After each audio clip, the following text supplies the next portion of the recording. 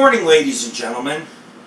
This is Meals Made Easy with Lord Rick of AngelOfThyNight Radio and the Paranormal Ghost Society. I can't decide where I should place my cooking shows because we're kind of a radio show that does a little bit of everything. Stand-up comedy, the paranormal, cooking, stunts, you name it, we do it.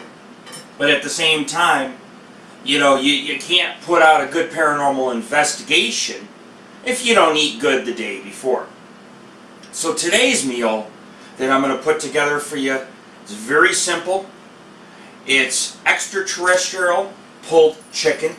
And basically you take about 3 pounds of chicken breast,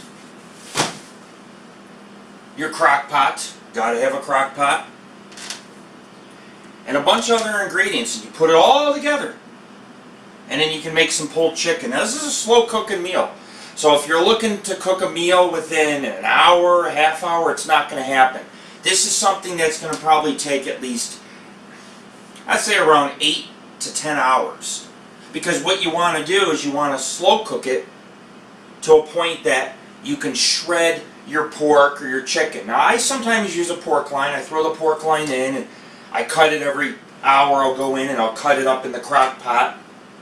So that way we can place it on buns. And as you can see, you have to buy these type of buns. You know, you can buy Kaiser rolls or anything. And when you get the pulled chicken done, you cut the roll in half, you smother it with chicken, and you have a nice pulled chicken or pork sandwich. Throw in some vegetables on the side, you're golden. You're golden. Now there's a reason why I call it extraterrestrial. So I can't even pronounce. I might as well call it ET pulled chicken. But there's a reason why I call it ET pulled chicken. Because it has, you never know what you're going to get. It always has a different taste.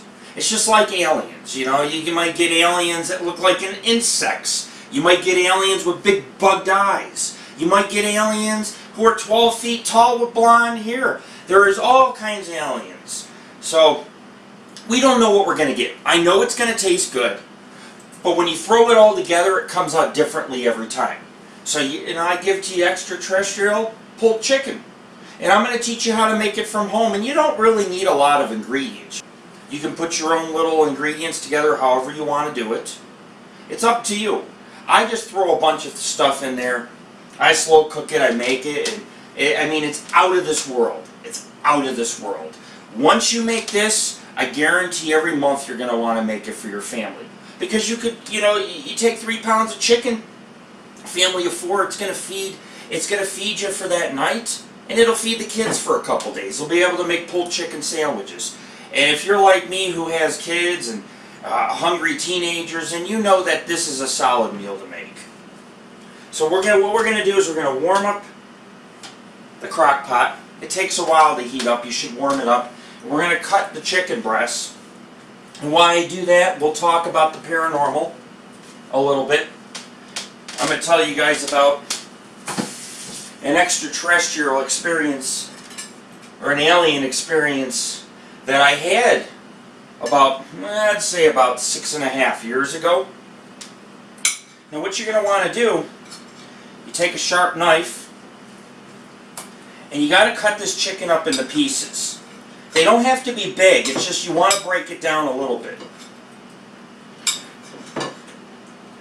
So many years ago, when I used to live in Las Vegas, because I kind of got stuck there because I went up there to stay temporary, saved my money for about 6 months, went through a divorce, ended up having to get stuck there.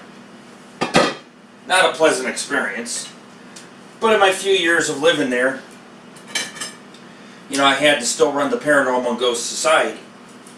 And so my take on it is that we could do a lot of mines, ghost towns. In the winter we could do hikes up in the Mojave Desert. And so I spent a lot of time in the Mojave Desert. And I went to a place called the Valley of Fire. It's like 10,000-year-old petroglyphs. It's an ancient site. It's pretty old. And, you could go out there and you could hike around. A lot of pretty red rocks, natural caves, nice desert scapes. And I went out there, and I've been out there a couple times at night. There's a lot of UFO reports out there, glowing strobe lights, strobe-like objects, beings with white eyes. People have seen a lot of shit out there. Very ancient. Native Americans, they have their own stories and legends. Went to go check out some petroglyphs. I don't know, like 5,000 years old, maybe more. I sat at the petroglyph site, and you know, I studied them for a while. It was dark out, it was about midnight. Had a snack, had a drink. Well, I had an investigator with me. She was new. She had no idea about how to handle aliens, ghosts, all that kind of stuff. She says, you know, there was a restroom not too far from the petroglyph site. They have restrooms out there, and I mean, these are state parks, so they provide that kind of stuff. And she walked away and said, hey, I gotta use the bathroom, I'm gonna go down, leave the petroglyphs. Well, I was standing high above, and I seen her walk out to the bathrooms, which were about maybe 200-300 feet in the middle of the desert.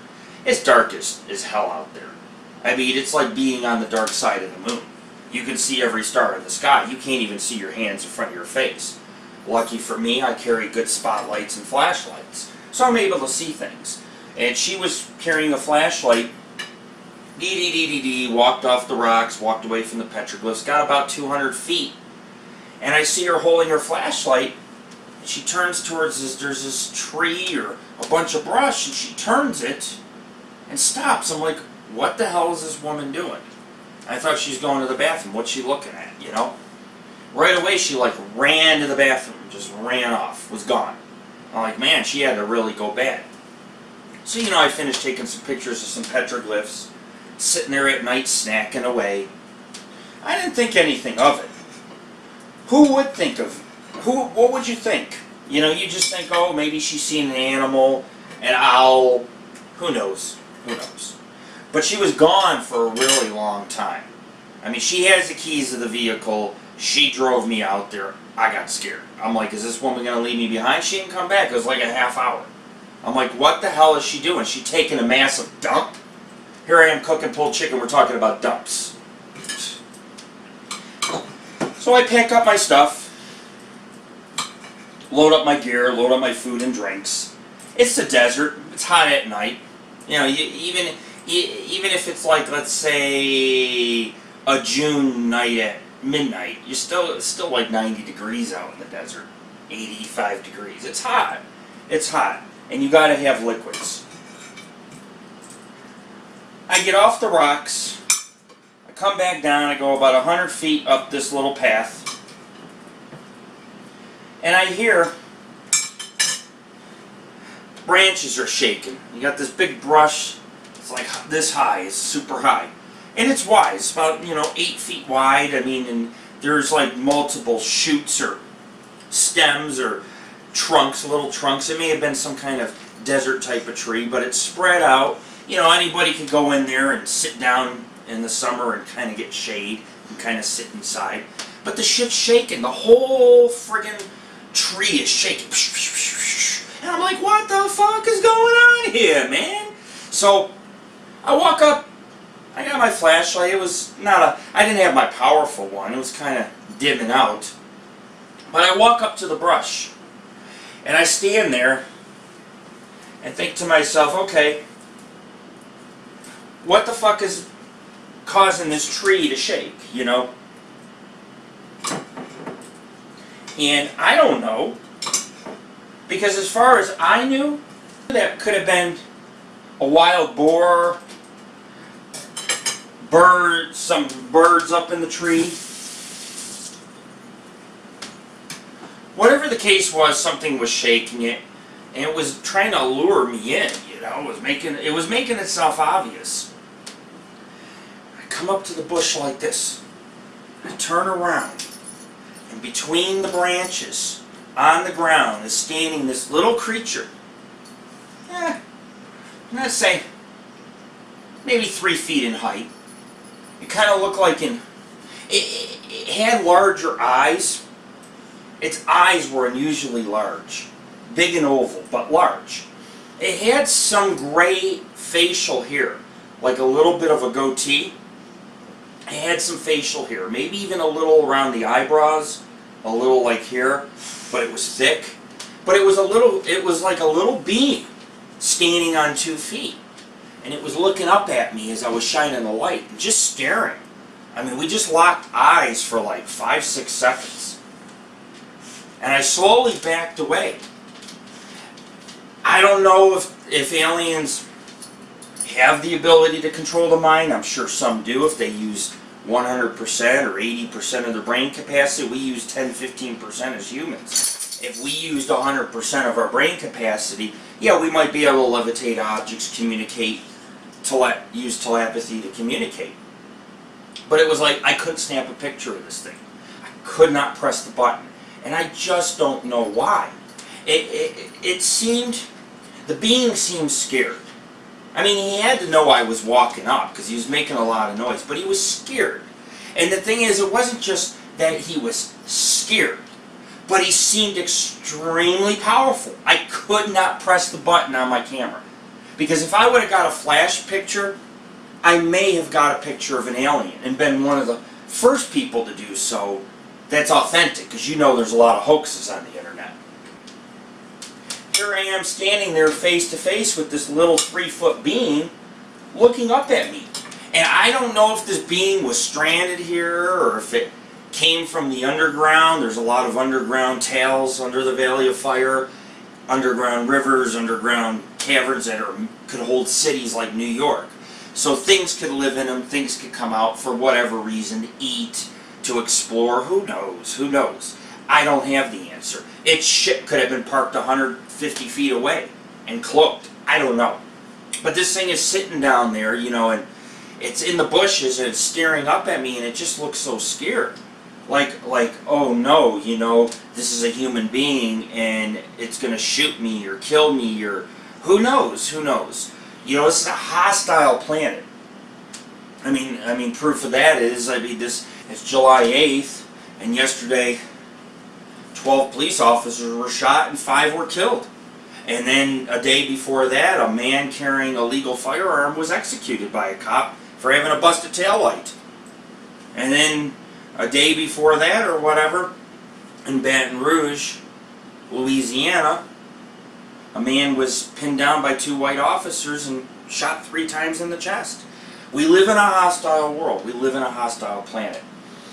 I wish we didn't. I wish the world was all about healthy meals, good eating, friends, beer, smoke. But it's not. It's not. That's not the world we live in.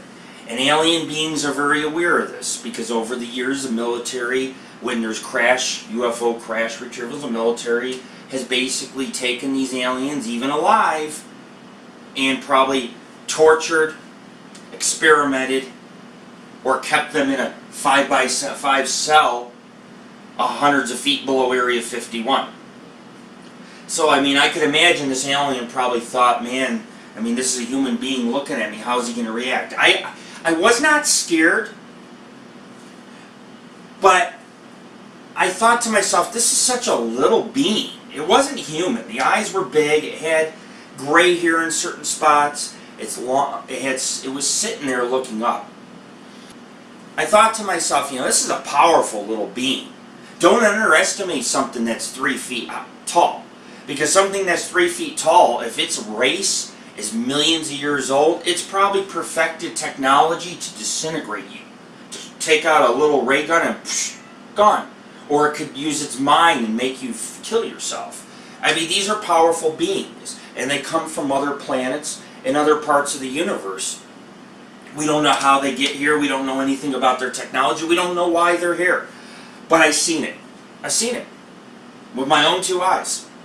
And I just could not snap a picture. And I don't know if it was because it's because we both had some level of respect for each other. It seen me, I seen it. We locked eyes and we went on about our business. And maybe that was a respectful thing to do.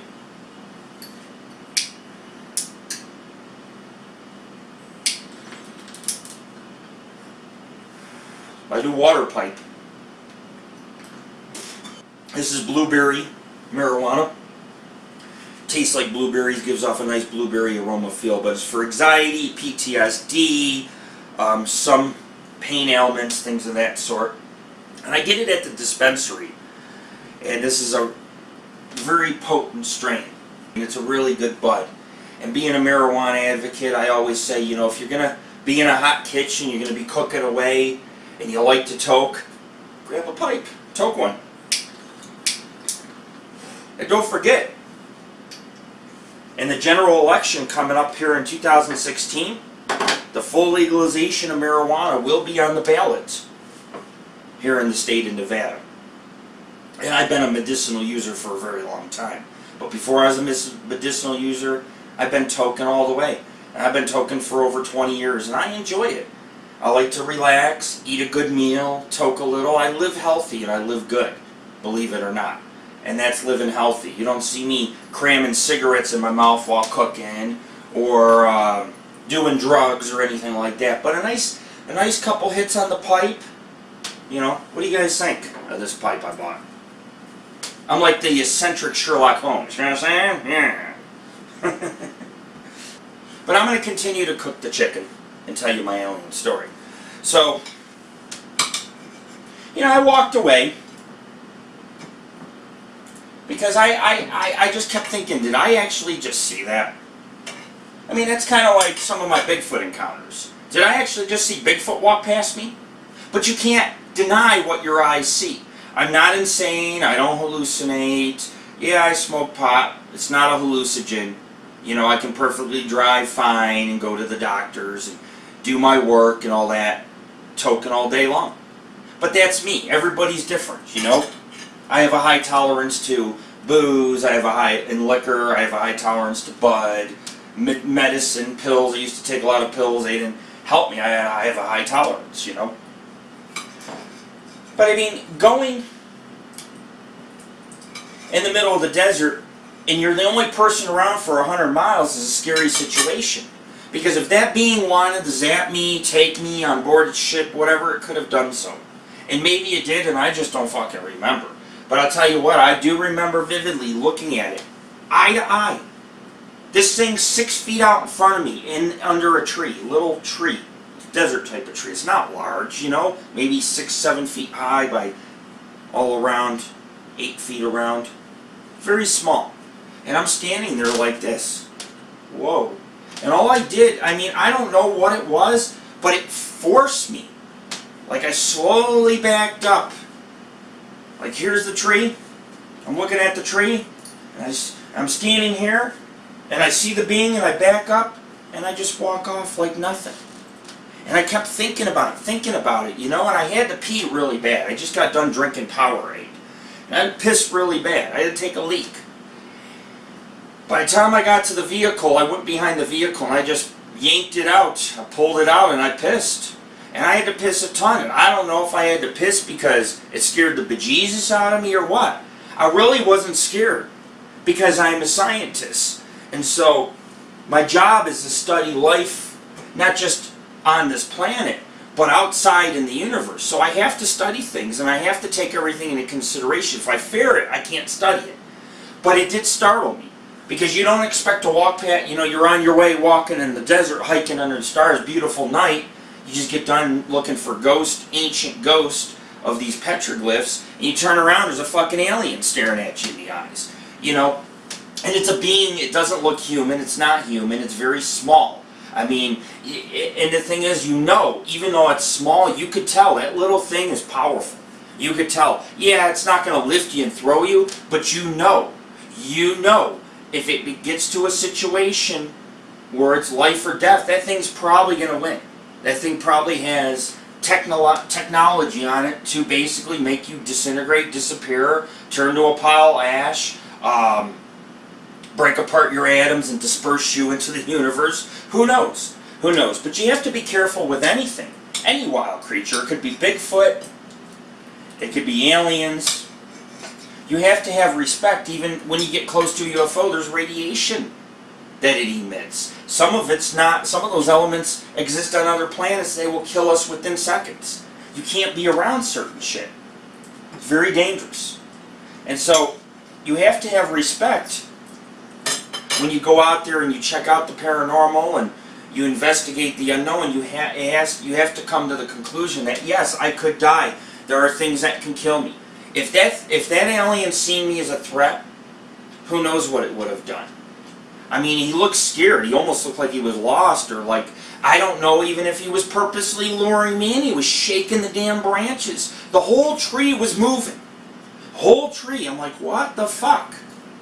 Wasn't an owl. Wasn't eating.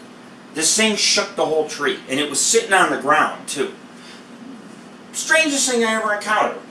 And you know, I used to call it, when I did my AngelOfThyNight Radio episode many years ago, I'm like, it's the skinwalker. We're going to talk about the skinwalker.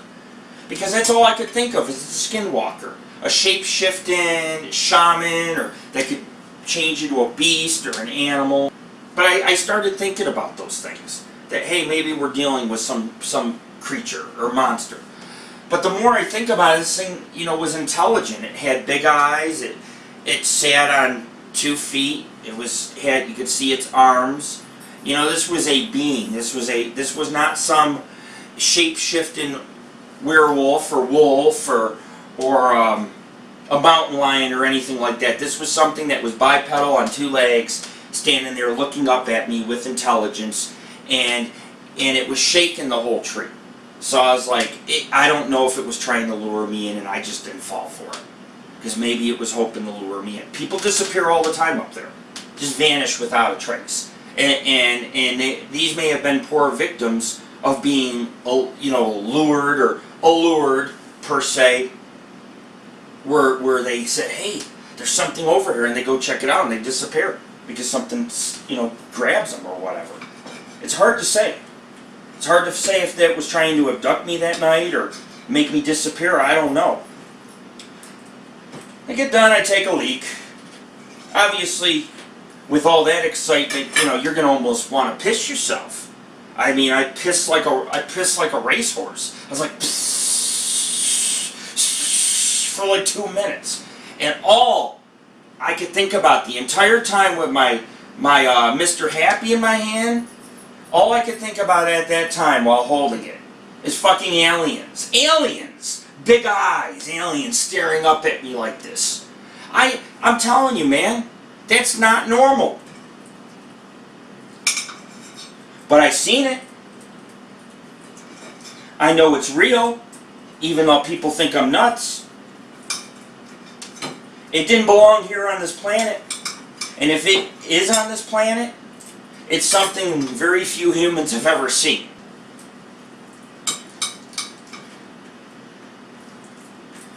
So we're almost done cutting the chicken. And I'll finish my story soon. I always throw the fat aside. Chicken breasts will have a little fat. But we're almost done. This is 3.5 pounds of chicken. If you don't want to make a lot of it, then use less. Use 2 pounds. Because some people only have, you know, there's a husband and wife, or a husband, wife, and child. But if you're like me and got teenagers, and you know, you like to eat before the big paranormal investigation, then make a few pounds of chicken. So on with my story. I get done pissing. I can't find my investigator nowhere. I'm like, come on, nobody goes to take a leak and disappears for an hour, unless something seriously is wrong. I go up to the restrooms, the tiny little restrooms in the desert. I'm knocking. I'm like, are you in there? Are you okay? And she's in there bawling and crying. I'm like, what's wrong, man? And she just didn't really want to talk about it. She's like, I pissed myself, and I'm scared. And I'm like, I don't know if I should talk about this with you. I'm like, but the tree on the way to the restroom, the brush or whatever, I'm like, did you see something in there? Did you happen to notice an animal maybe? I don't want to sit there and say, hey, did you see an alien in the bush? Can you imagine? I mean, come on, this girl just started. It's like her first night out with the Paranormal and Ghost Society. And can you imagine, hey, did you see that alien from Jupiter looking at you in the bushes? Come on. But then she starts bawling. She's like, oh man. She's like, yeah, I did. It was looking at me and all this other stuff. And we started comparing stories. we started to talk about the same thing. I'm like, did it have white right here? And she's like, man, she goes, I don't know what that was. She goes, but as little as it is, she goes, it was powerful. It basically fucked with her head. I mean, she like, when she seen it and walked past the bush, pissed herself everywhere. She had piss everywhere, man.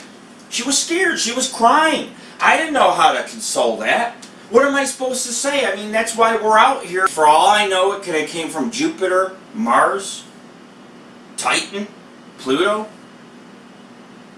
Zeta Reticula area. I don't know. Another galaxy.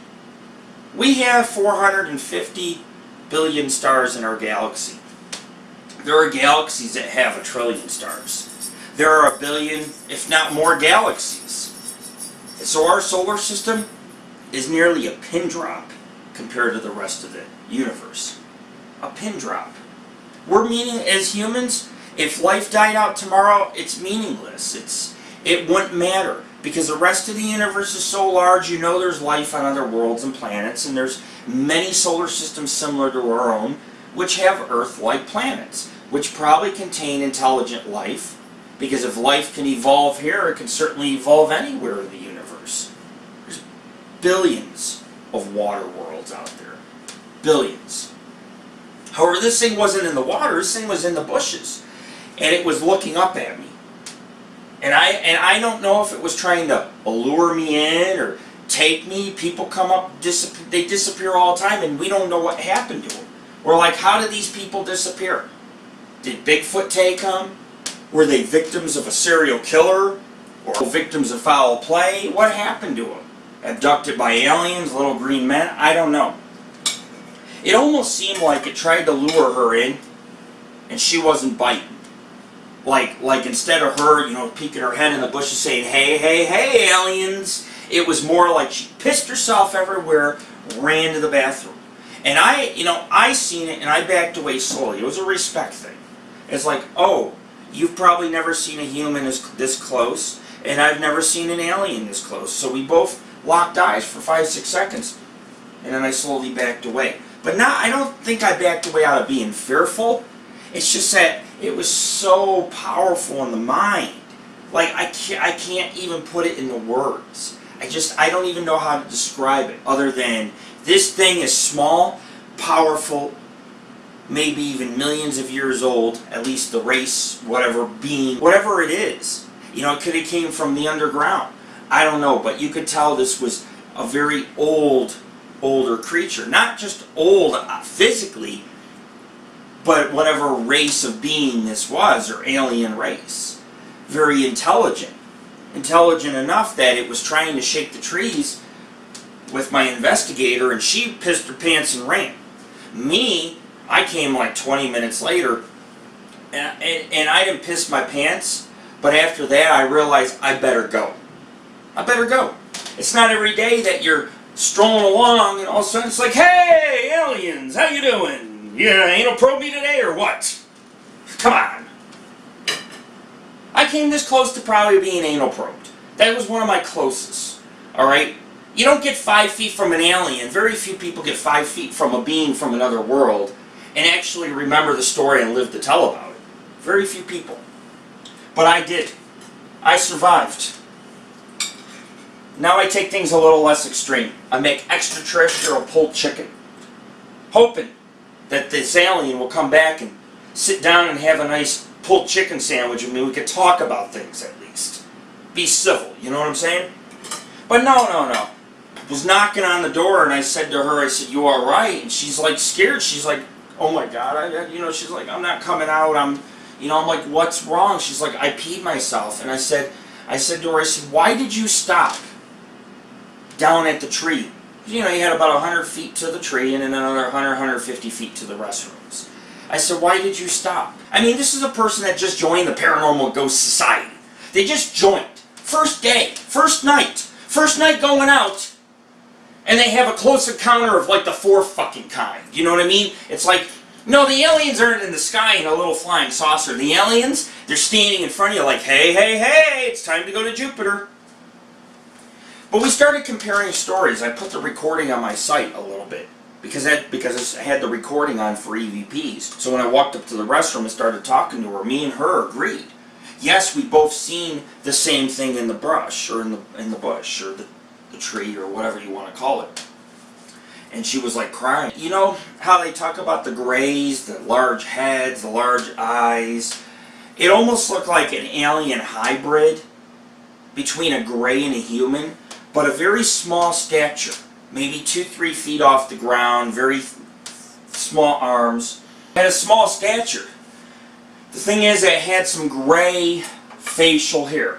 Like it had a little bit of gray hair here. It had some gray around the eyebrows. It didn't really have hair on the head. It wasn't human. Which means that what I may have been encountering, assume that if you created an alien hybrid with some human genetics, humans don't live as long as probably, per se, an alien life form.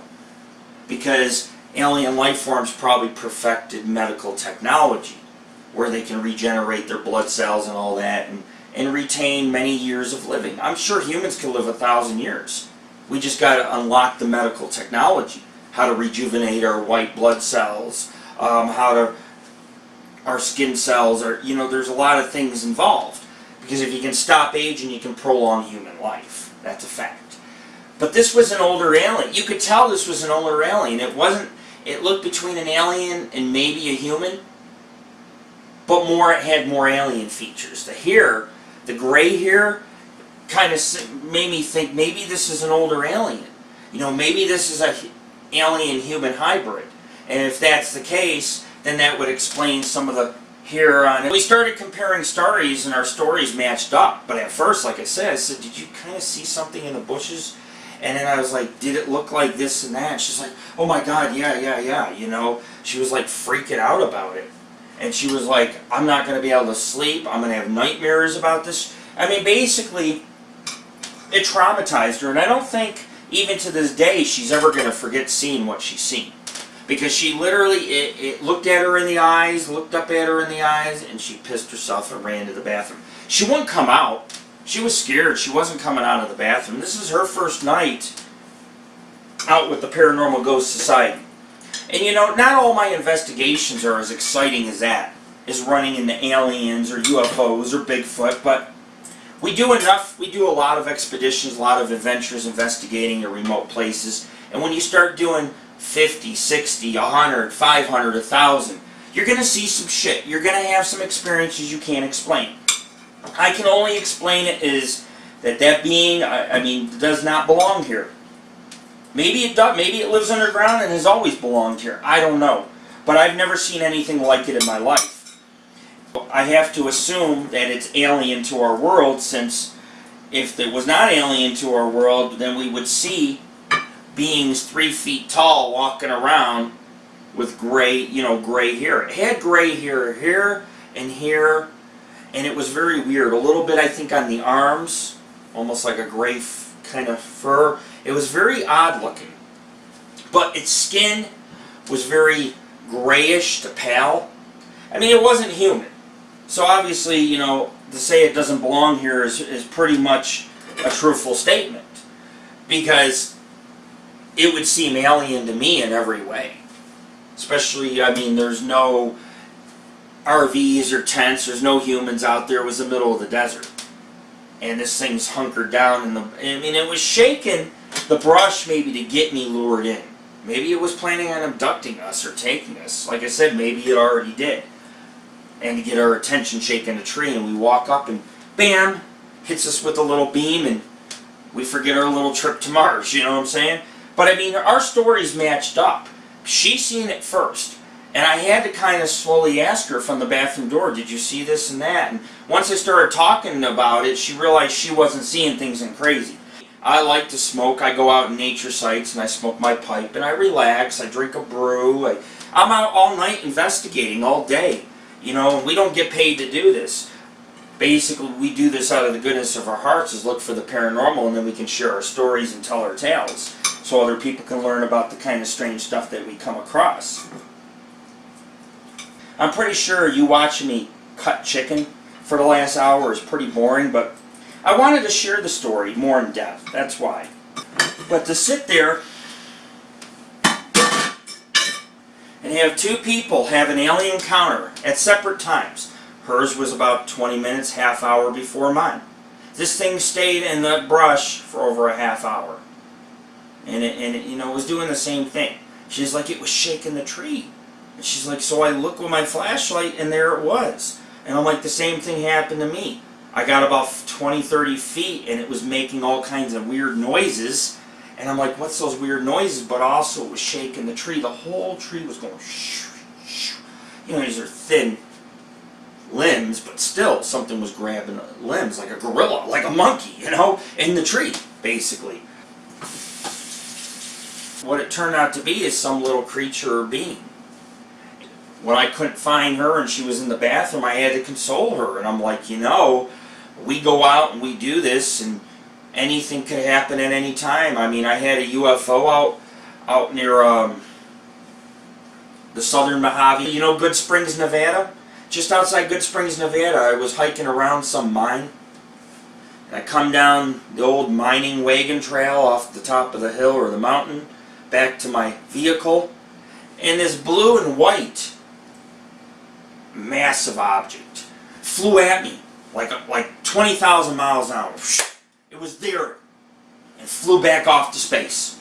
We were standing there hiking. We got 100 feet from the vehicle, and all of a sudden, out of nowhere, you see this streak of blue and white coming towards us. We're like, ah, frozen. And the thing makes a horseshoe turn and goes back off into orbit. So I know strange shit is in the Mojave Desert. I don't live there anymore. I live up near Lake Tahoe, but we still do a lot of expeditions and adventures all throughout Nevada and California, including the Mojave. And people do disappear all the time and have UFO stories, cases of alien beings. I've had a few people report alien being sightings to me out in some of the areas that I've been and had experiences. I mean, I've had multiple alien experiences in southern Nevada. That's not my only one, but that's my closest encounter, coming face to face with an alien being.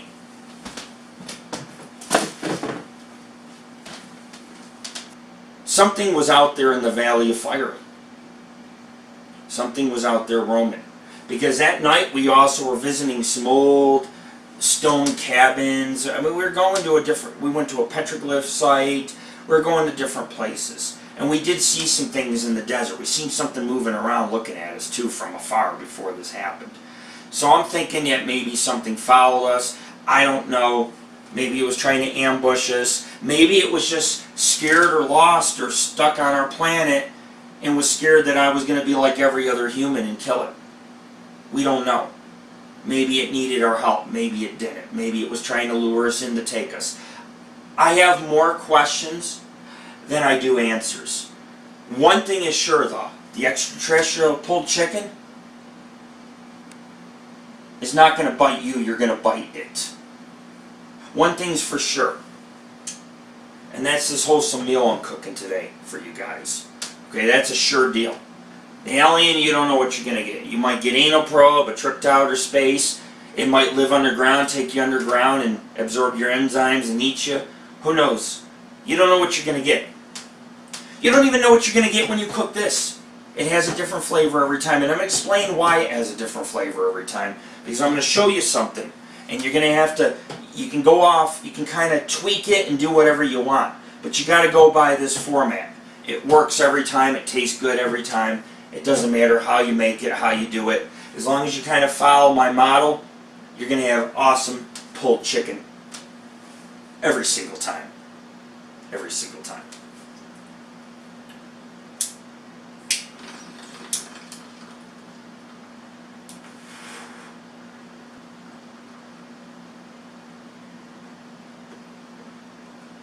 That's good. Blueberries.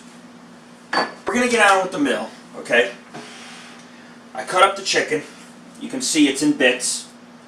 Okay, while I was telling you guys my alien story. Now what I normally do, now pay attention, okay? You don't have to get these, but if you go to your grocery store, you can get bags of marinade. They have slow cooker meals. This one is chili, slow cooker, applewood barbecue sauce. Okay?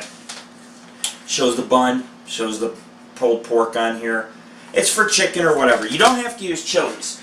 You can buy, check this out, you can buy a packet. It's a powder packet, which requires a little vinegar, maybe some water or oil, or sometimes a little bit of ketchup. You can buy barbecue sauce, bags of marinade, barbecue marinade. I just happen to get chilies. I like the chilies. This applewood is so good. But I don't just use applewood. I also make my own little sauce mix to go in here too, and then I add this. Because what happens is when you're slow cooking for 9 hours, everything dries up. Your pork, your chicken. You don't want it to dry up. So what you want to do is you want to buy a couple of these marinades.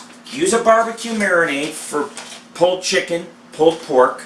There's different, you can go to your store, you can get powdered packets, you can get chilies. You can get Jack Daniels. I mean, they have so many different types.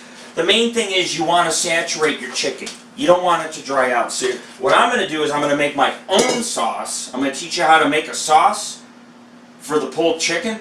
But I'm also going to teach you that you can add this, or you can make your own sauce and add this. And I mean, it'll take away the taste of this, but you won't have dry pulled chicken. It'll be nice and moist all day long because you're saturating it with different marinades. So what we're going to do is you're going to open this. This is to get it started, okay?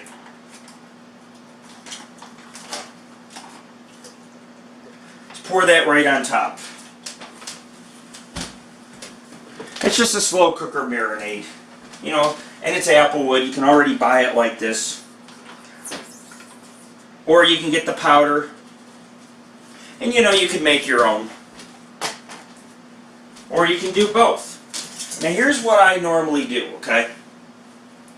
This is why I call it extraterrestrial chicken. It's kind of like my alien story. You don't know what you're going to get. Remember, you don't know if you're going to get a ride to outer space, anal probed, or you're going to, or the alien's going to say, "Hey, Earthlings, I'm Zod," and I'm going to be like, "Hey, man, I'm Lord Rick." Something like that, you know? You just don't know what you're going to get when you come face to face with an alien. So you don't know what you're going to get here. You know it's going to be tasty, it's going to be moist, it's going to be good. So I put the applewood barbecue sauce or marinade in here, alright?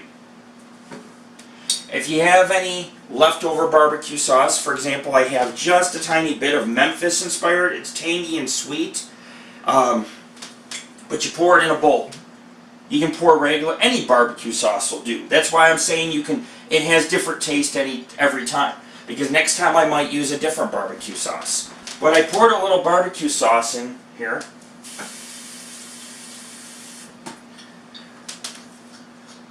A little water. Remember, you want to keep this chicken moist. It's cooking anywhere from 8 to 10 hours. If you leave it on all day, because we're going to start it on high, the first 5 hours will be on high. It'll dry it out unless you use a lot of marinade. You got to use a lot. So that way, as you're chopping the chicken, it's saturating it. You're infusing your sauce with the chicken. But by chopping it up and stirring it every half hour to an hour while it's slow cooking on hot, it'll absorb all the marinade. So you don't have to worry about it being soupy. It's not going to be soupy by the end of the day. Right now it might be, but you can put a little water in barbecue sauce if you want to make your own, okay? Vinegar, I don't even measure. Vinegar breaks down meat. Steaks, it's a good marinade, chicken. Pour a little vinegar. Okay, you don't have to pour a lot.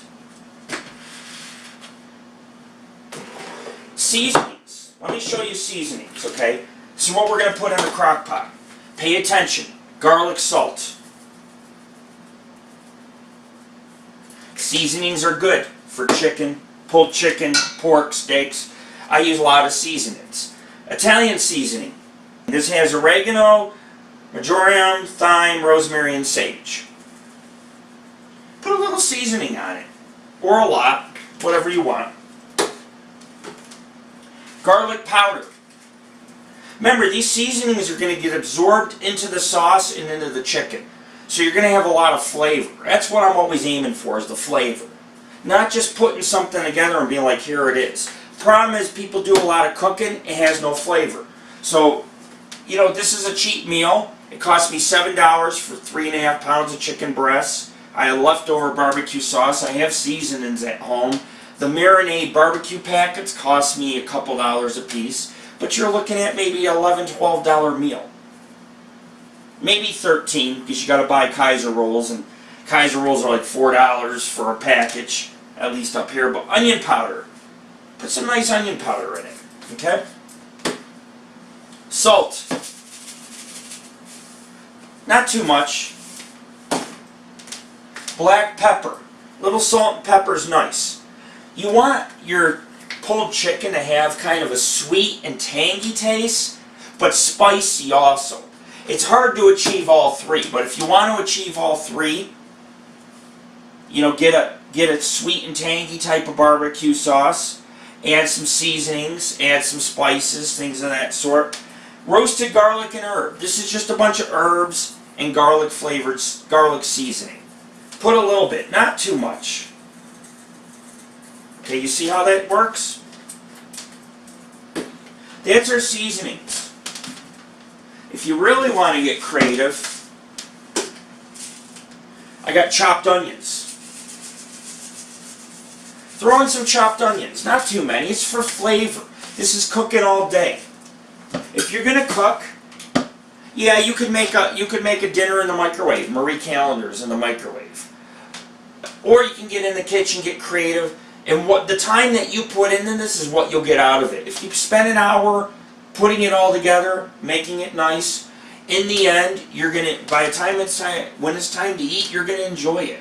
You're gonna enjoy the meal. You know, grab yourself a nice brew out of the fridge, nice ice cold ale, some pulled chicken, some vegetables on the side. You're gonna be golden, man. But we're not done yet. We got our barbecue sauce, our water, our vinegar. Okay. Put a little oil. You don't want to put too much. Put the oil in there to thicken it up a little. And also, you know, you don't want it burning on the bottom of the crock pot.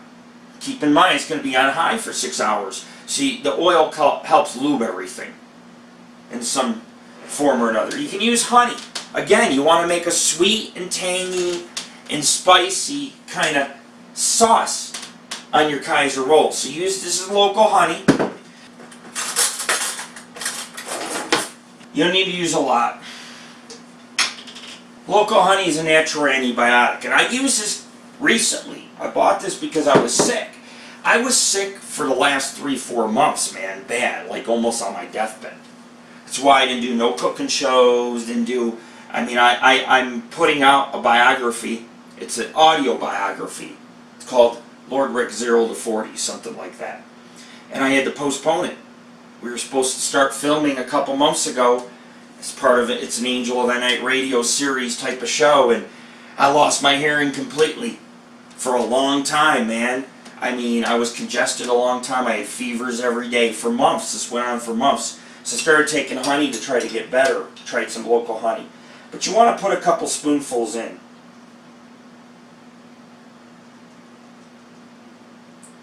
Like that. I put 2 or 3 tablespoons in. And then what you want to do, you see this? You want to have a little bit. Make sure it's sweet enough and tastes good. Which I just did. Okay. We got our local honey. The last key ingredients is going to be brown sugar. Now we can take the brown sugar. We're going to put it in here. It'll thicken it up a little. It'll kind of make it thick, kind of like caramel. Not too watery, you know. But we want to thicken it up a little. Because we're making kind of a sweet and tangy caramelized type of sauce, which will be infused into the chicken. So what we'll do, the final ingredient here will be the brown sugar. You got barbecue sauce, honey, oil, water, and then of course some brown sugar. Plus it makes it much sweeter.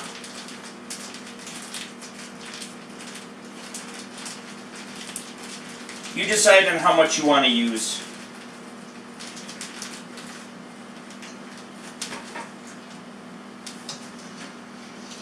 You're going to stir it. Okay, it's going to be a little viscous. That's the word I'm looking for. You can make it so it's viscous. Now, you don't even have to buy packets or... I just bought the chilies because I like the applewood taste. But if you don't want to buy any packets or marinades, this is how you would make your own, plus the seasonings. You know, you throw in maybe a bottle or two of barbecue sauce you could throw in. And then you could add the honey, the vinegar, the oil, the seasonings, the brown sugar, all that good stuff. But you can see what it looks like. It's kind of thick, but it's not too watery. And I'm not done stirring it either. We'll give it another couple stirs. Smells good.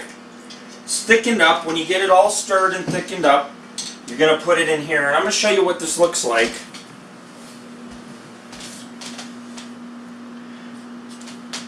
Right there is the 2 packets.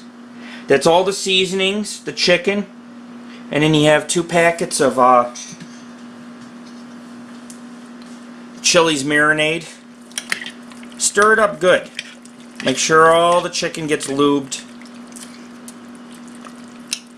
And you get all the seasonings. Now this is very thick, you can see.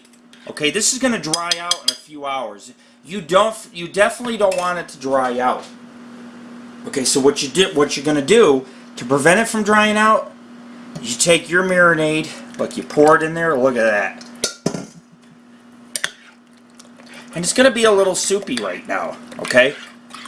But that's okay. You want it that way. And I'm going to tell you why.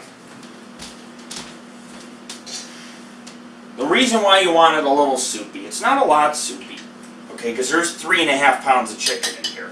And you figure by the time the chicken gets to be shredded, every hour or so I'll go in, I'll take a knife and a fork, and I'll shred it. You know, I'll cut it up, or you can take like a potato masher, but as it's cooking, the chicken will absorb this marinade. It'll absorb it, it'll be infused. As you keep it on hot all day long, because you need it on hot, you want to break down the chicken or the pork. You can leave it on low. If you want to leave it on low for 10 hours, you can do that. Or you can leave it on high for, let's say, 4 or 5, and then low on a couple. You know, and that way you can eat a little bit sooner. But it's starting to heat up. And so now I'm going to go from warm to high. However, by the time this pulled chicken is done, it won't be dry, it'll be moist, but it won't be soupy. So that's why you want to kind of have it soupy now. Because as you leave it on high, some of the marinade's going to evaporate, some of it's going to infuse into the chicken. And so you want it like a sloppy Joe. When you put it on the bun, you want it moist. You don't want dry chicken that you're chewing on for 3 hours. So you want chicken that's moist, not runny, but moist, where it smothers the bun and it just drips off the barbecue and the flavoring just melts in your mouth. And that's what you kind of want to go for. But you don't want it dry. See, my mom, when I was a kid, used to cook turkeys. She'd cook them for 6 to 8 hours, dry them out. You know, she didn't infuse them with butter. You put butter in there, and you put stuff in. You can put stuff in the turkey. And if you marinate the turkey overnight, you get it nice and succulent and juicy and cook it for a couple hours, bam, it's done. People overcook on their meats. You know, they don't add enough seasonings and marinade and flavorings, or they don't marinate the night before. Their steaks, their meat comes out super dry, and you're like chewing and chewing, and it's got no flavor, or, you know, there's not enough. So there's plenty of, I made my own marinade, or let's say pulled chicken sauce, and I also added a couple packets just for moisture purposes to keep it moist. You want it moist all day. If it gets so dried out, you're going to have to either add barbecue sauce, or you're going to have to add some more vinegar, oil, some more honey, because, you know, some crock pots cook hotter than other crock pots. You got the basis down, okay, and what you're going to want to do is, it's on high. I stirred it. It's going to have to sit on high for about 4 to 6 hours. Okay, and then it's going to sit on low for about 3. It's like 9 in the morning. We probably won't eat till 7, 8 p.m. But around 7 or 8 p.m., right before I'm ready to put this on Kaiser rolls, we'll have, I'll cook up some vegetables or something to go on the side with this. Maybe a fresh salad out of the garden. We'll do a fresh salad tonight, I don't mind, you know. Right from the garden. Very easy cleanup. You can see I used a plate, a bowl, and a crock pot. That's it. Very easy cleanup. A lot of seasonings. If you really want to get technical, and you want to break it down more, you can use the little poultry seasoning. If you want a little spice or some red peppers. Not too much. The more you put in, the more spicier it's going to get. But crushed red pepper is awesome. It'll add some zing to your pulled chicken sandwich. And not just your pulled chicken, but your extraterrestrial pulled chicken. Because we don't know how this is going to taste. Every time I make it, it tastes different. Based on how many seasons I use, what type of barbecue sauces I use, how long I decide to cook it. The longer it cooks, the more flavor the chicken becomes infused with. But that's the whole thing. This chicken recipe is based off my extraterrestrial sighting in the Valley of Fire out in the Mojave Desert. Because I didn't know what I was going to get when I seen that alien. I didn't know if it was from Mars, Jupiter, if it was going to anal probe me, take me away, kill me. I didn't know. You know, so you never know what you're going to get when it comes to extraterrestrial pulled chicken. And just like when you're out in the Mojave Desert, or out near Area 51, which I've seen some shit out near Area 51 too. But that's for another time, another show, and that's another story. So what we're going to do is we're going to keep this on high. Now keep in mind, if you're going to go out on a paranormal investigation and you can't be around here to stir it, you can leave it on low all day. Because leaving it on high, you got to keep an eye on it. Because it might start drying out, it might start on the bottom, it might start sticking or burning. That's why I used a little oil. It kind of prevents that. But what you're going to want to do is stir it up really good. Okay? And on the hour, if you got it on high, on the hour, you're going to want to take your knife and go in and start cutting up the chicken. Not necessarily cutting it, but you want to shred it, okay? And you can't, after an hour, it's not going to be ready to shred. But in a couple hours, when the chicken starts to cook, I'll be able to shred it. And the reason why you shred it, every tiny piece of chicken will absorb the flavor and the seasonings. If you shred it last minute, let's say you got a piece of pork this large, and you shred it right before eating, internally the pork's not going to be infused with the marinade. So if you want to cook it and infuse it, you want to cut it up to as many tiny pieces as possible. So eventually this is going to be so shredded that each little piece of chicken is going to be that tiny. Kind of like the tiny little alien. Real tiny, you make the pieces. Okay, until it's fully shredded. And when it's shredded, you want it to continue to absorb the flavor. You don't want to just shred it and serve it on a bun. You want it to slow cook all day, and you want to keep shredding it, and you want to keep stirring the chicken. Now, if you're out on an investigation all day long, yeah, try to cut the chicken as tiny as possible in the small little cubes. Leave it on low all day and come home, and you can shred it then, and maybe give it a half hour more once you get home. You can do that too. I prefer to shred it all day long. I like lots of flavor to my food. And there is one other ingredient you can add. Now, this is not a have-to ingredient, okay? But I'm Italian. I like lots of garlic. And we're going to put lots of garlic in here, okay? You don't have to put garlic in here. But again, it breaks down the meat. It's a natural antibiotic. It's good for you. It'll add some nice flavoring to your chicken sandwich. And so you can put a couple spoonfuls in, you know. This is minced garlic. I don't really like, I have garlic cloves in my garden. It's just a pain in the ass to chop it up and mince it and throw it in. Or, you know, you can put pieces in, but It's not the same. This is minced, so it covers more area. It flavors more of the chicken than just a couple pieces of garlic in here, you know. So I threw in some garlic. Don't forget,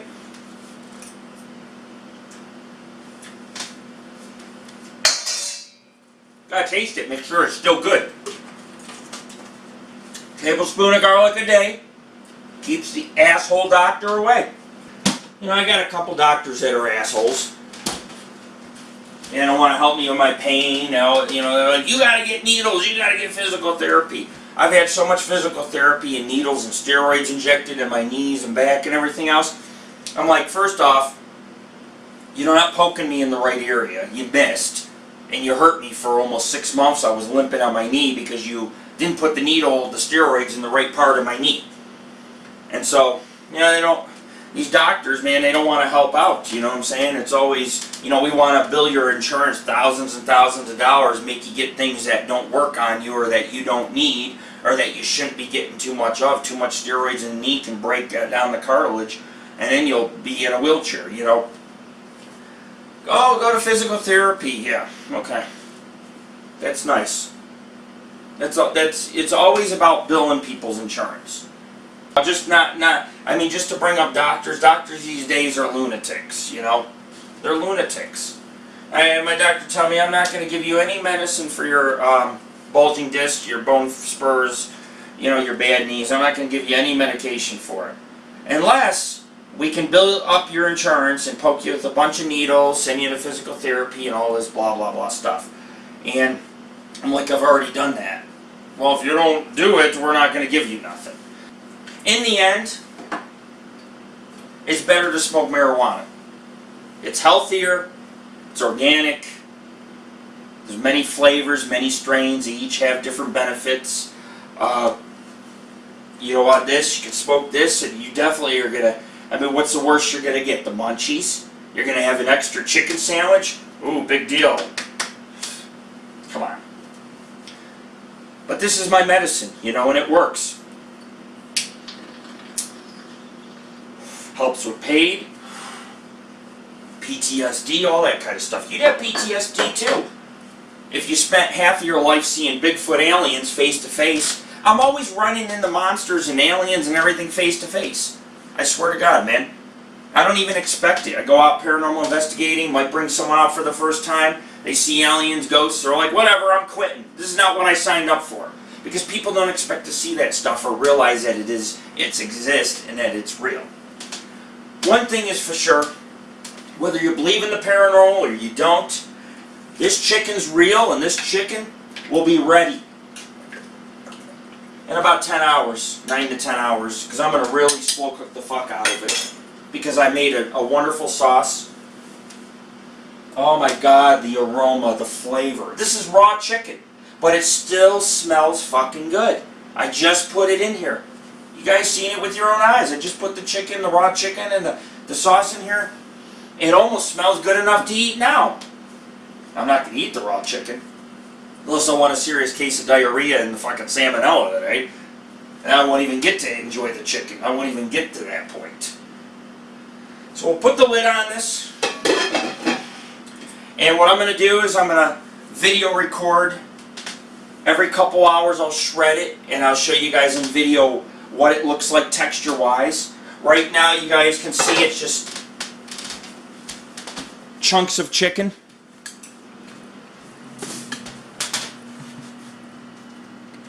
Chunks about 2 inches a piece. And I'll show you guys what it looks like in a couple hours when I start to shred it. 2 hours, 4 hours, 6 hours till all the time we eat. And then I'll teach you how to make some nice mixed vegetables, how to get them nicely seasoned and all that jazz to go with the pulled pork. And we want this to be something that people can enjoy. A meal made simple. Where you can toke one, smoke one, drink an ale, put a bunch of spices, seasons together with some barbecue sauce and make some pulled chicken for the family. It's a good meal right here. It's got about everything in it. The aroma of the garlic and all the other seasonings and the chicken's already starting to cook. This is going to be a wonderful meal. And like I say, it may look soupy, but it will dry out.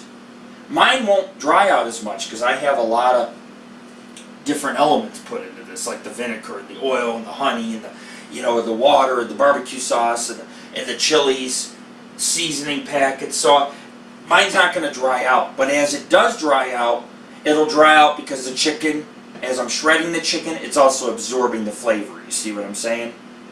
So this is Lord Rick of Angel of the Night Radio and the Paranormal and Ghost Society with meals made easy. We have some extraterrestrial pulled chicken coming your way, coming to a house near you. It's almost like the chicken's invading everyone and like anal probing people and abducting them. That's what almost happened to me when I was in the Valley of Fire back around 2009, about 7 years ago. This is Lord Rick. We'll be back with more out of this world extraterrestrial pulled chicken. And the reason why they call it that, because you don't know what you're going to get. You know it's going to be good, you know it's going to be tasty, but it'll have different taste every time. And it's just, I call it extraterrestrial chicken also because it's out of this world, man. If you were sitting and dining at my table tonight, you would fucking orgasm. You'd be like, oh, chicken, oh. You would. You would. You'd literally have an orgasm eating this. So with that in mind, folks, do not forget, when the general election in 2016, it comes November, and it's time to vote. And if you're a Nevada state resident, please make sure you vote on legal marijuana. I smoke legal marijuana. I can grow it, I can buy it. I have 12 different strains, I will never run out. I will never run out. I always have a lot because I smoke legally. But some people can't obtain a card who can't afford it, or they're in a situation where they're, like I say, they're dealing with an asshole doctor. God knows I deal with a couple myself, and their doctor is very against it and won't sign off for them to get a card. So we want it to be available so that people with seizures, PTSD, pain can get the medicine they need. Because here in Nevada, they're almost cutting everybody of their pain medication, which is good in some ways, but it's bad in others. People don't have any way to control the pain. So if you want to control the pain, you smoke a little of this blueberry bud, it'll send you well on your way to having less pain and less anxiety in life, and more on your way to happiness, good eats, good food, and some good paranormal investigating. I'll be back with more good eats, with meals made easy with Lord Rick, and some extraterrestrial pulled chicken. Share everybody shortly as we shred and mash the chicken, to be placed on this beautiful, soft yeast and flour UFO roll. Don't they look like UFOs? Look, can't you picture little green men? Picture this like 20 times bigger and little green men entering and it flying off to space. I can picture that. These rolls look like flying saucers. And you got the extraterrestrial chicken going on your flying saucers. Instead of going to outer space, it's going in less known territory. This is less known territory, man. This is boldly going where no aliens ever gone before. Trust me. Trust me. I can't wait to show you guys the end and final results. All the way from tasting it to mashing and smashing and slicing and dicing and shredding to cooking a few sides to go with this. We got some good eccentric barbecue going on here. We got some spice, some tangy and sweetness. We got some good eats on the way. So about 2.5 hours has passed. As I told everyone, I'd show you how to kind of get it pulled apart. After about 2 hours, you'll see the chicken will start browning a little. Okay? And you can see it's currently very soupy. Okay? Now it's going to be this way for a while, but that's good. That's good. Because if it was dry, the barbecue sauce would not infuse in the chicken. You know, you just have dry chicken and dry it out. However, you know, obviously if you're making a pulled pork or pulled chicken sandwich, you know as well as I do that it's got to be shredded. And the best way to do this is, well, the chicken will become soft. You can already see it's pulling apart right here. And the best way to do it is basically to take a knife and a fork like this, like I was telling you earlier, and just kind of cut it up into smaller bits. Now this is a couple hours into it, okay? It's like 1 p.m. right now. I won't be serving dinner till probably 8 p.m. So it has a long time to continue to cook and flavor the meat. Because, I mean, there's still plenty left. It's not completely dried out where you're not going to get no flavor. However, if you want the meat to fully be flavorable, you do have to continue to shred and grind it up, like I'm doing here. The first time around you do it, just cut each piece of meat in half. You know, continue to, every couple hours the meat will continue to shrink down as you continue to cut it. Eventually, when it gets so tender, we'll be able to shred it. We won't need a fork or a knife. You'll actually be able to use, like, for example, a potato masher or something, and just go like this as it'll just fall apart. That's how you know your meat is real tender with anything when you're cooking. Is that, does it peel off the bone? Is it melt in your mouth? For example, does it shred easy when you cut it?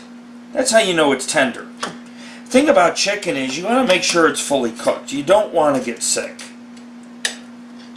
However, being that it's in the crock pot all day, after a couple hours the chicken will already be cooked.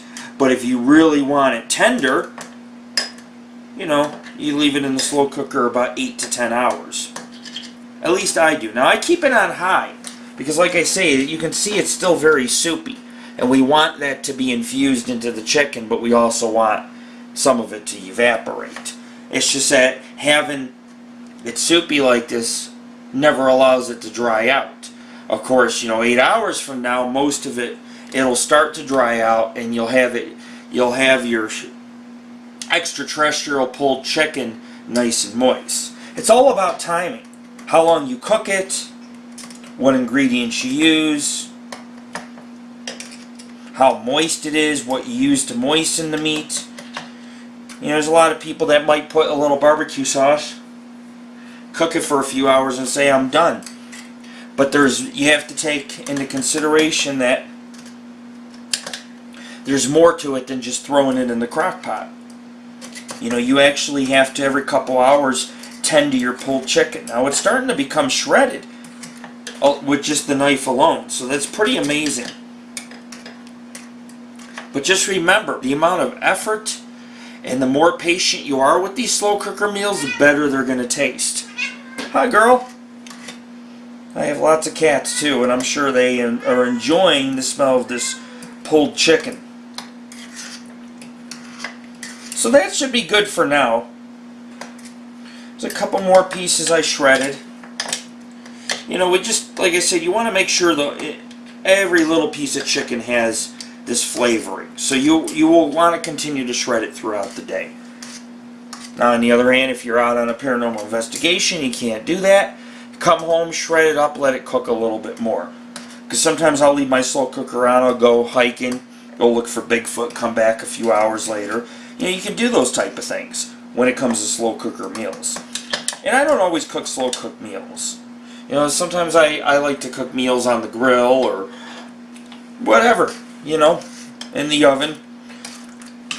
Hi, girl. Ugh. Say hi to the camera. Say hi to the camera. The nice thing about this is that it's a relatively simple meal. I mean, there's not a lot to it. Yeah, you got to season it and tend to it just like any other masterpiece that you decide to cook in the kitchen. But it's very simple. You know, you're not dealing with 100,000 ingredients. You're dealing with mainly seasonings and a few odds and ends, which are typically found in most households, and some chicken in a slow cooker. And then what you decide to add to it, you want to put a little garlic bread on the side and some vegetables, and put this on a Kaiser roll, you're good. But I think we got it shredded. You can see the chunks are a lot smaller. That's all you really want to do. In a couple hours I'll come back and I'll shred a little more. That way the flavor will be found throughout the chicken evenly. So you want to shred it. And of course, like I say, the sauce will thicken up as the day goes on. So we'll be back a couple more hours. I'll show you what it looks like once we cut it up again. Because after a couple hours, the meat will even be more tender. And then eventually, I won't need this fork. I'll be able to come through with a knife like this and shred it. Just like this. As you see I'm doing on camera.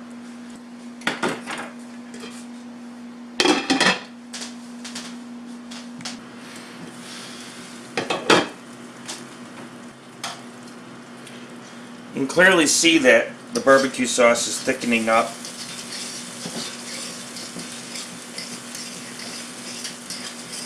Very viscous now. It's no longer soupy like it was, if you remember.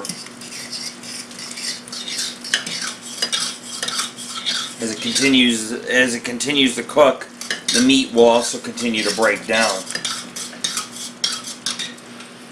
I really like this meal. It fills the house with so much aroma, but it also tastes really good if you do it right. It's the problem with a lot of barbecue is people think that I've gone to people's barbecues, I've gone to people's picnics, cookouts, things like that, and a lot of people think just putting barbecue sauce on some ribs or chicken does the job, but it doesn't. You really got to season your food, and good barbecue sometimes you have to be patient with and cook it for a couple hours. But you can see now I don't even need the fork right now. It's so shredded and broken down.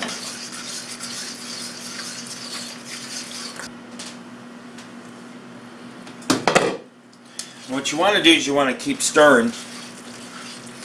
You know, like I said, every couple hours, eventually the chicken's going to shred. The meat's going to break down. You can clearly see it's shredded. You don't want any chunks. You want it shredded like this. But it's very thick. It's no longer a soupy-like substance because the meat's absorbed most of the juice. Some of it's evaporated as it's been cooking. And you don't really need a fork. You just counterclockwise motion. Just continue to shred and mix like I'm doing here. I mean, I love this meal. You know, the concept is very simple. The thing about going to people's cookouts and barbecues, and generally most people put a little barbecue sauce on a chicken. They're like, I'm done. But good barbecue takes time to perfect. A good barbecue ribs, good pulled pork or chicken might take 10 hours to smoke and cook. In this case, this has been on now, it's 7 o'clock. This has almost been on for 10 hours. And so we're going to go ahead and we'll switch it to low. We'll let it simmer for an hour or two and we'll be ready to eat. Bon appetit. But this is more than just, a little barbecue sauce. I mean, there's seasonings, it has a lot of flavor, a lot of good aroma throughout the house. And a lot of effort's been put into this so that it tastes very good. I didn't just throw barbecue sauce and say, after an hour, the chicken's cooked. No, we want a slow cookie. We want the chicken tender. We want it to pull apart. We want it to melt in your mouth. So when you go to people's house and you have barbecue or you go for a cookout, the people that really have good barbecue are the people that, or the food that really tastes good is probably food that's been cooking for a long time. And also food that contains a lot of ingredients for flavor. You know, we have garlic in this, and garlic powder, and we have herbs, and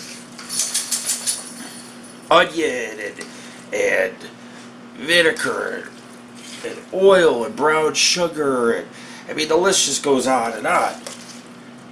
What you put into your meal, and what you put into your food, is what you're going to get out of it.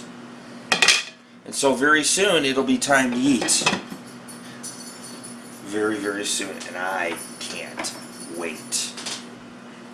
Okay, folks, here's what I did. I put together some mixed vegetables.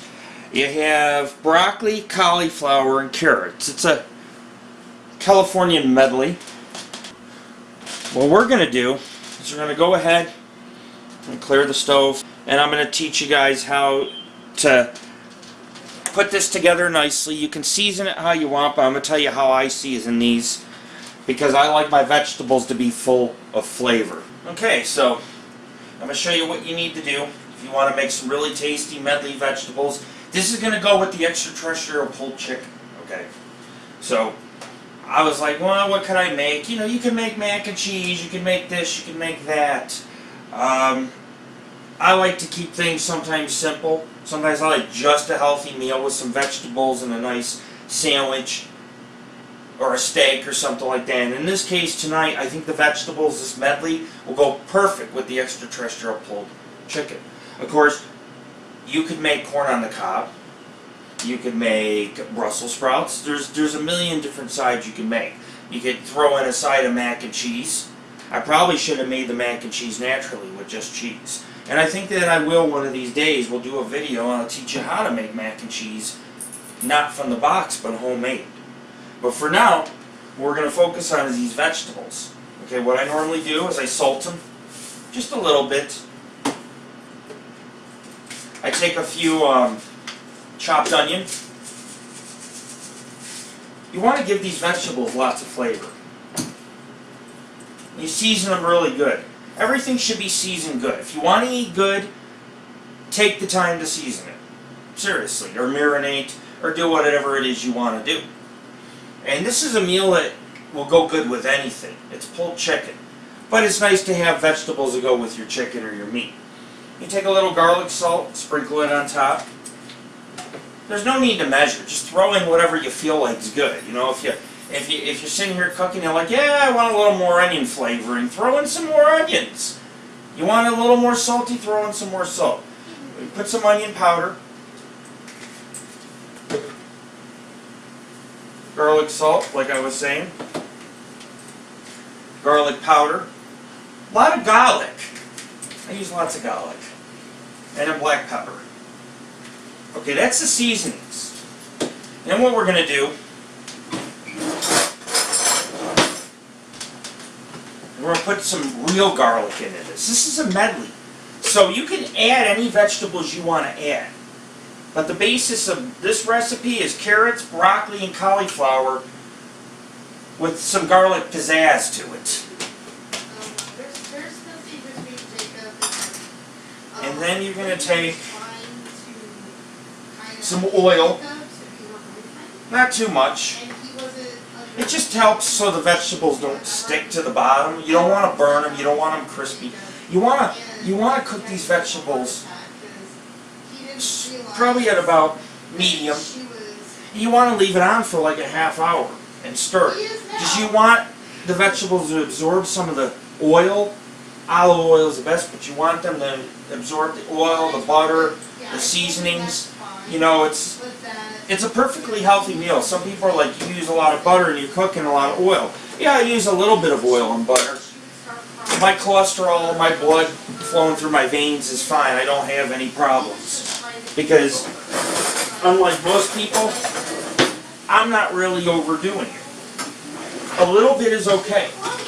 A little bit in your diet's alright.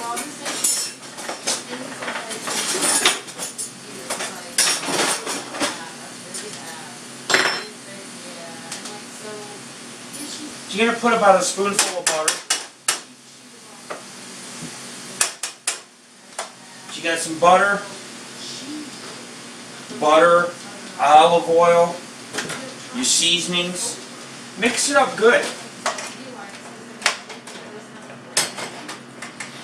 You can technically, a lot of people don't know this, but you can caramelize your vegetables on the stove.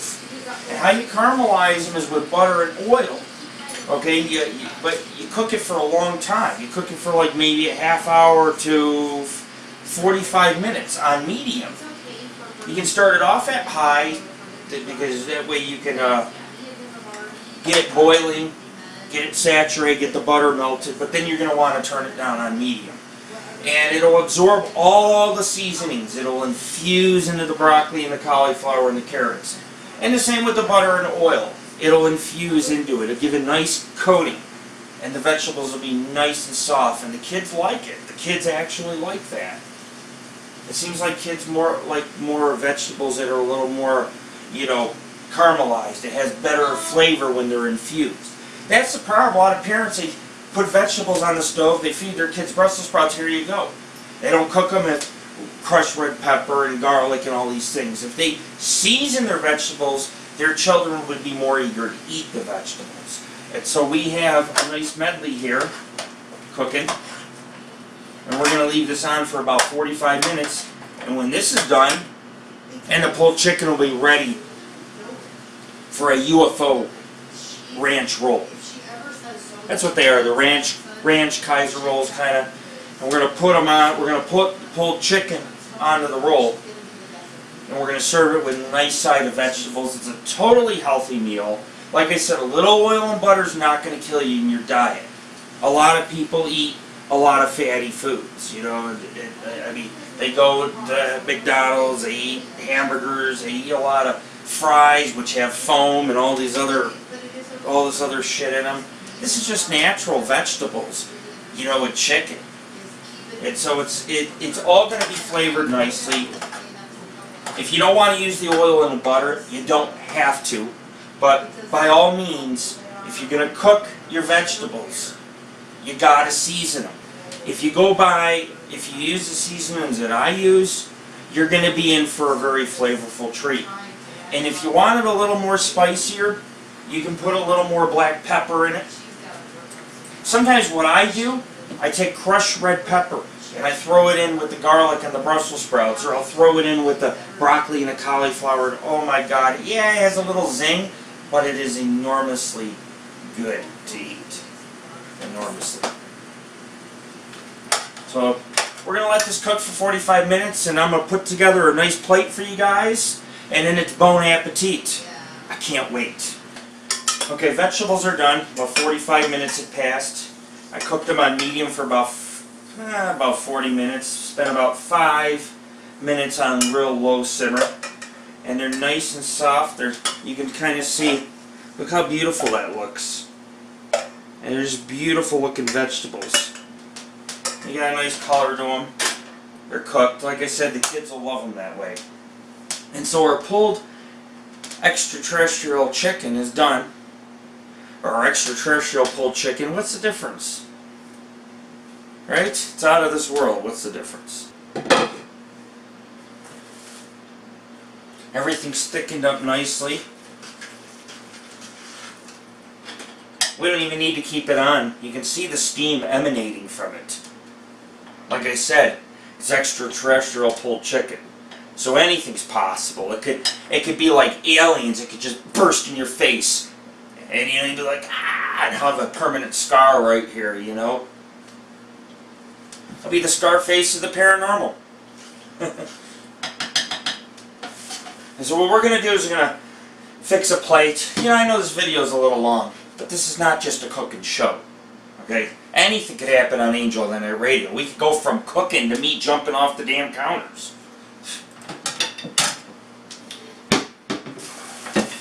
Now what you're going to want to do, you're going to want to toke a little. Gorilla Glue number 4. Good for the belly. Work up an appetite. This is how you work up an appetite. Okay.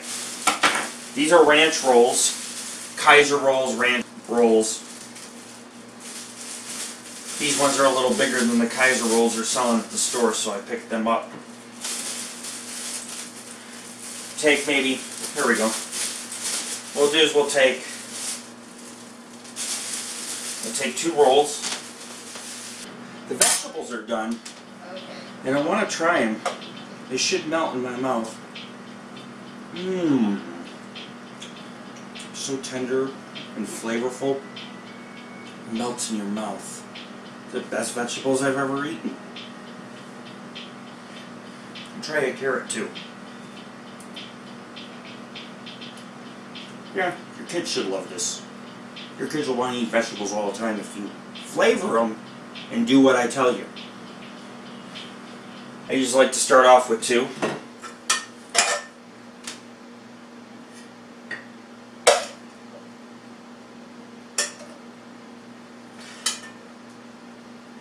Nice side of beautiful vegetables.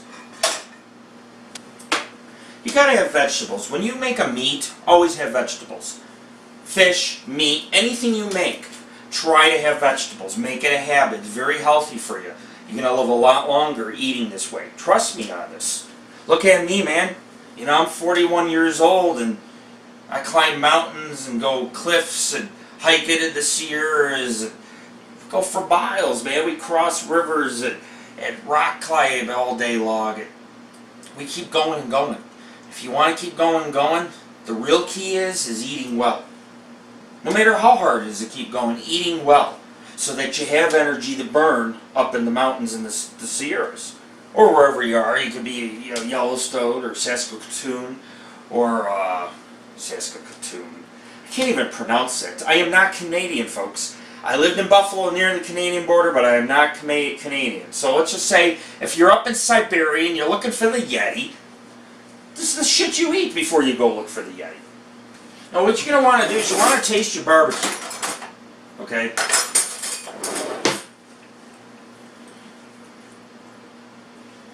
Just a little bit. Just like this. Oh my God. Holy shit. This extraterrestrial pulled chicken is out of this world. It's out of this world. There's no taste like this in the world. It's a one-of-a-kind taste. You don't know what you're going to get, like I said. And so the chicken tastes really good. Now, it's been cooking for 10 hours today. You guys seen what we had to do to cook it. It was a process. And if you want to cook a good meal, it is a process. This is why this cooking show is a couple hours long. Because, see, on something like Rachel Ray or these other cooking shows, yeah, they cook in 20 minutes because you got to account for 10 minutes of commercials. You guys don't get no commercials. You guys get the full cooking show from start to finish. That's the difference when you're listening to Lord Rick with good eats and meals made easy. You know, we have so many names for this show. You know what? But if I wasn't here, because I almost died a couple times this year, if I wasn't here, there would be no cooking show, right? There'd be no extraterrestrial pulled chicken. Here I am, offering you a piece of the universe. This is what the universe offers. Nice pulled barbecue chicken. So what we'll do, we're going to use a bread knife. I one time cut my finger to the bone with this knife. It's sharp. It may cut bread.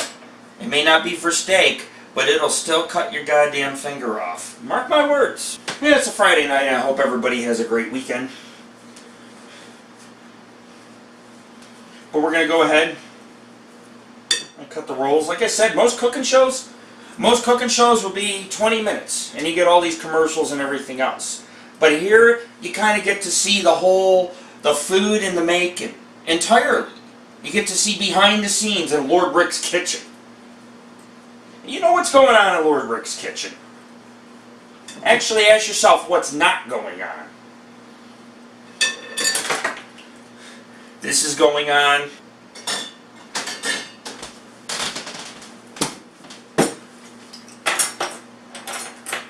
This toke's for you. Here's the AngelOfThyNight Radio. I'm going to throw in tonight a little Smith & Forge hard cider. Go with my meal. There's nothing wrong with having a little bit of liquor. I'm not saying you drink excessively, but it's good to have a nice cold ale with lots of flavor while you're eating a steak or some barbecue. So you should always throw in a little, when you're making barbecue, and you know, not your kids, but as an adult, some hard cider, an ale, nice Pilsner, or IPA. You can also go with the stout, but something nice to go with your barbecue. Maybe a glass of wine, Chardonnay, maybe some Merlot. Just a nice glass of wine, something to go with this, because this is a classy meal. This is classy barbecue. This is like you go to Lord Rick's barbecue restaurant. You walk in, this is like a $30 plate right here, alright? I put labor into this. It should cost $30. It took me all day to make. Okay, it took a little while to prep. You guys know it was a couple hours, right?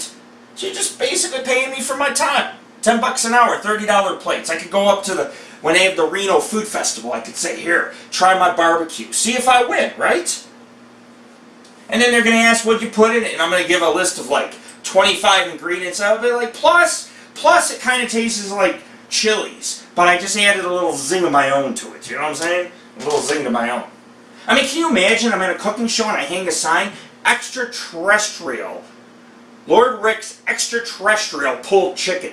And people will taste it, and I bet you they'll say the same thing. It's out of this world. Maybe they're going to say, hey, this shit is not from this world. You never know, right? So let's go ahead. Let's finish cutting the rolls so that we can smother our sandwiches. That way we can smother the rolls with the pulled chicken. You don't want to load the rolls with it. You can also put some on top if you want, and then give someone a fork and a knife and let them cut through it. It's just a very nice dish. Very nice. I'll let you guys look and see as well.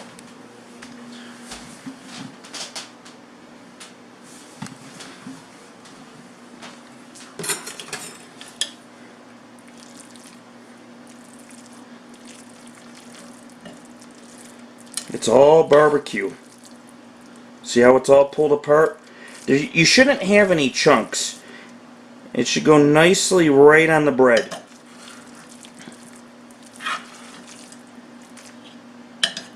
Look how beautiful that looks. Okay? I used a darker brown sugar. The reason why it's darker is not because it's burnt or anything like that, but it's a dark brown sugar I put into it, infused.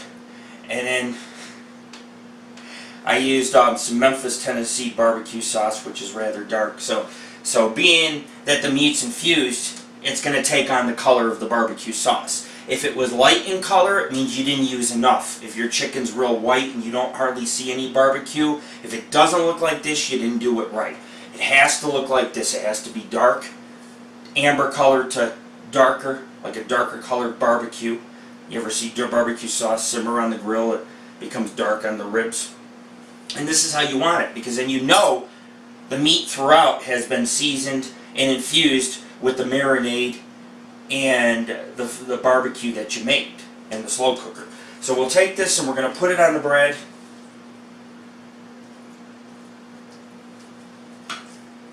Okay, I like to smother it. You don't have to be shabby with it. Just grab a nice spatula full or a spoon, whatever you prefer to use. Okay, you want to put them on like this. Look at that. They're like sloppy joes, but with chicken.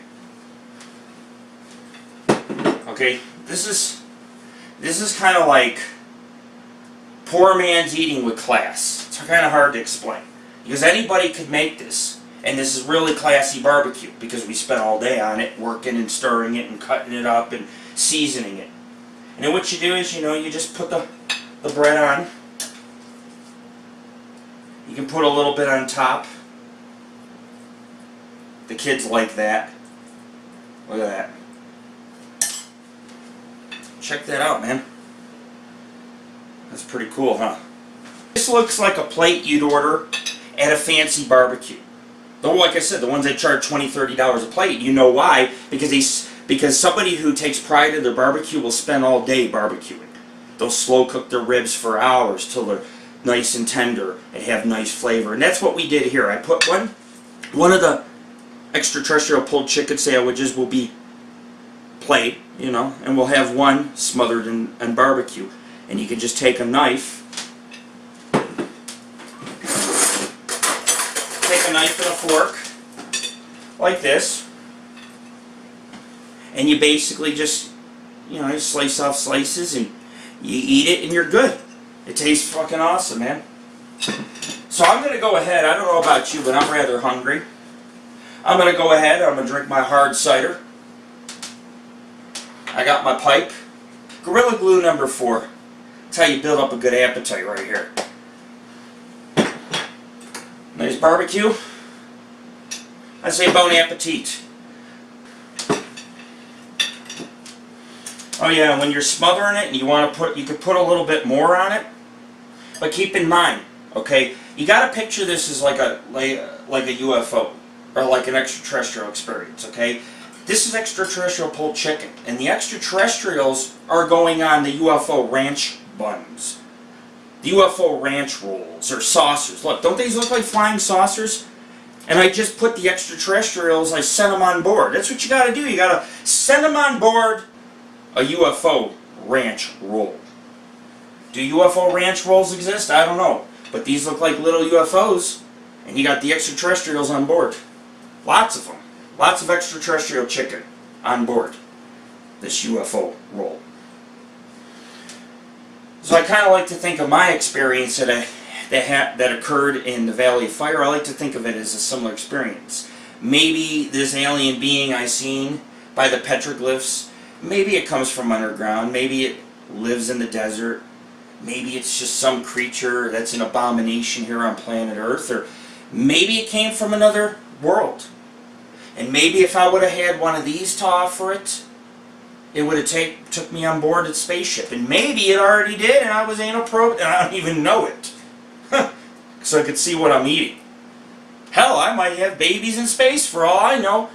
Let's hope it's not with that alien, because I'm thinking that looked like a male alien, and I don't swing that way. Female aliens, maybe. You know what I'm saying? Hybrid kids, I'm okay with that. You know, I mean, it's beautiful when you can mix cultures and races, even from other worlds, right? But male aliens, maybe male aliens can get pregnant. And I certainly hope that I'm in bed with a male alien up in the Valley of Fire.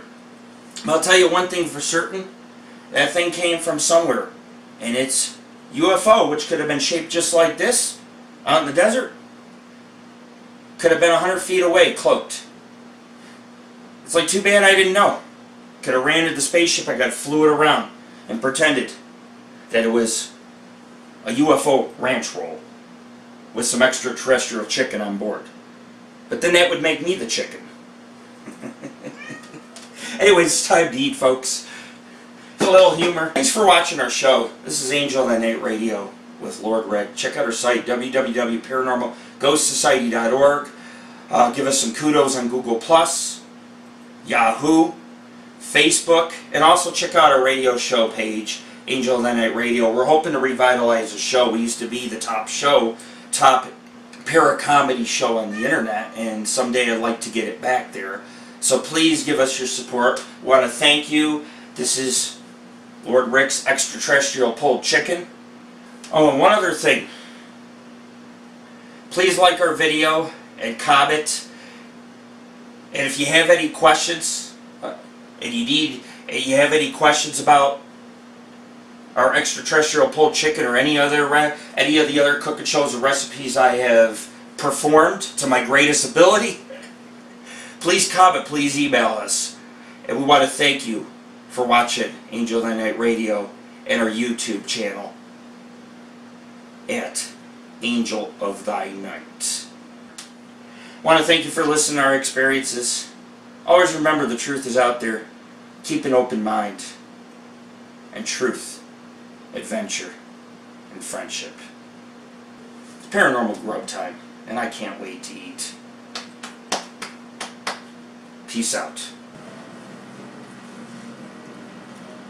Now that's a sandwich.